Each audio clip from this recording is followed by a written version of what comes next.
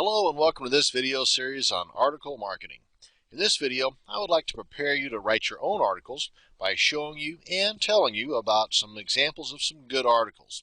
Now, in my opinion, you're going to have to work pretty darn hard to create a bad article. I mean, almost intentionally. You'll most likely have made either a good article or a great article. Now, an example of what I would consider to be a bad article would be one that would have little or no valuable information. Say, for example, it contains more plugs for the author's website than it does quality content. Now, let's go ahead and take a look at what I consider, in my humble opinion, to be a pretty darn good article.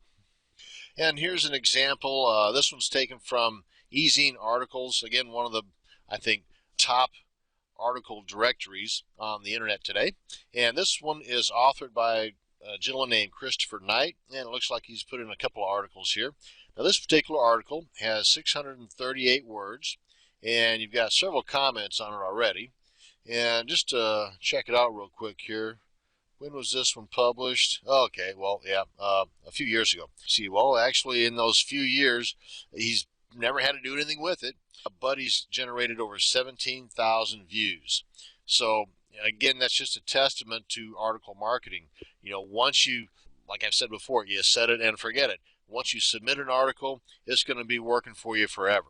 And actually, out of the 26 votes that he's had, everybody seems to be pretty positive. I mean, they seem to like the article pretty good. So it's not just me, folks. It's a lot of our other peers here seem to think the same thing, that this is a pretty good article. So why not use it as a good example of what an article should be, what you should strive for in creating your particular articles.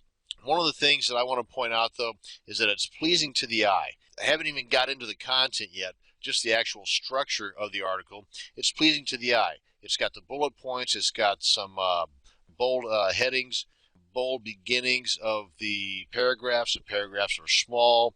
Again, it makes it easy for you to flow from the top to the bottom. And the author's bio box, it's not half of the page. I mean, it's usually, you don't want to go, overboard on this, but you do want to put a little bit of information in the article about yourself. I'm talking about the bio box down here where it says about the author. And you want to have some reference here to your website. And again, if you own 50 different domains, don't stick them all in here, for crying out loud. Just put in those that are relative to the article that you are writing here. Again, put yourself in the reader's shoes. I mean, does it add credibility to the article after you, produce an awesome, well-written, very informative article? You get down to the bottom, and then all you see is major plugs for the author. Well, you do want to promote yourself to a degree, but again, we'll go into this in greater detail in an upcoming video on creating your own articles. But I just wanted to point out, though, that the author did put in some information here about himself. That's the idea behind article marketing. But you want to provide good quality content. Otherwise, the reader's not going to get this far down the page. They're going to stop reading after the first couple of paragraphs and go, what the heck is this? So, again, a couple of things I wanted to point out. The paragraphs are short. You've got bullet points. You've got bold letters. And there's even some anchor text in here that I think you don't want to go overboard on this as well, because the article may not be approved and just be tossed in the article directory virtual trash can, so to speak.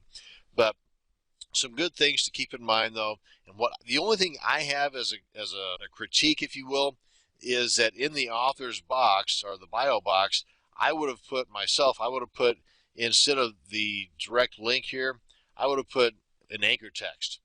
And basically what an anchor text is just this here.